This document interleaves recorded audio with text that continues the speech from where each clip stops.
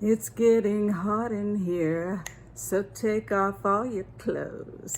It's getting hot in here, take off all your clothes. Well, that's the song tonight. I was reading CNN. Don't usually read CNN too often, but tonight it's evidently a fight brewing between Geraldo Rivera and Sean Hannity over text that took place between Sean Hannity and Mark Meadows, the chief of staff, who it appears is going to prison. You know I'm not supposed to gloat. Number one, this is the first thing I would say. I did not invent heart-centered remote viewing. That's the first thing. I cannot take credit for this. Number two, heart-centered remote viewing is real, and we can prove it. It works. There's going to be 5 indictments that are coming, and I think 5 members of Congress are going to be indicted.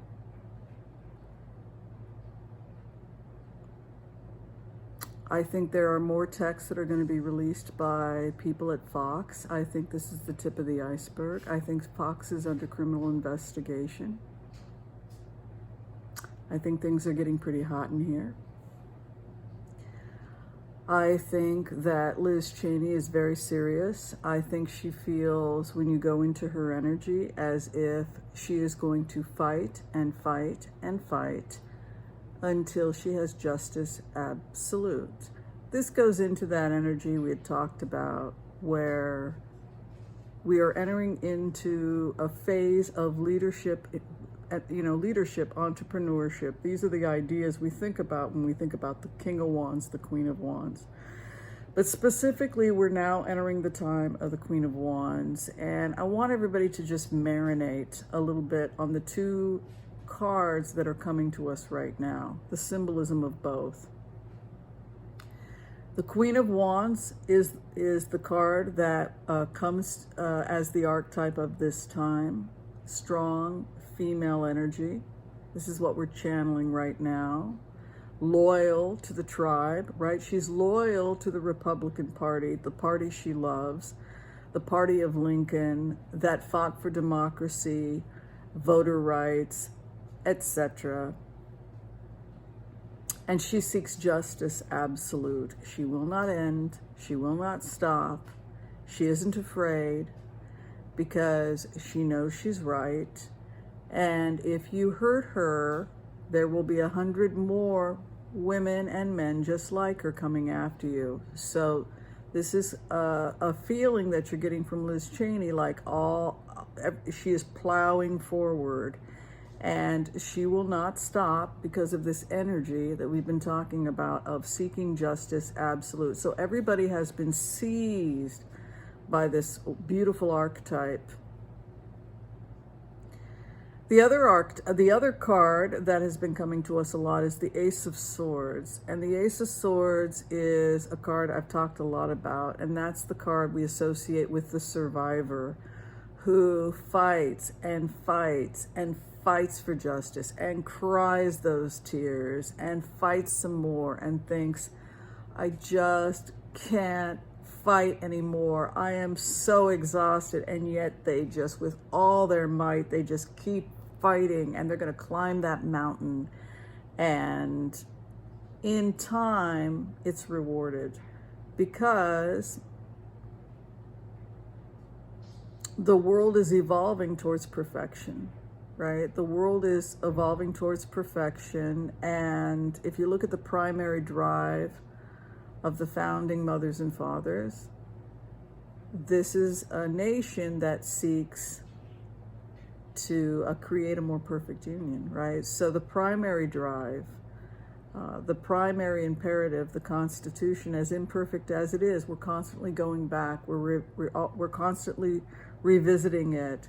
ironing it out, ripping things apart, adding new amendments, always trying to create a more perfect union. And so when you see the dynamics of what's happening right now, we're finally seeing that tipping point that we've been waiting for. And I think we're going to see a lot more people, particularly Republicans who were afraid before, are going to be seized by that fearless energy we're seeing from Liz Cheney right now. It's going to be interesting to see how this evolves going forward. I keep getting the number 5.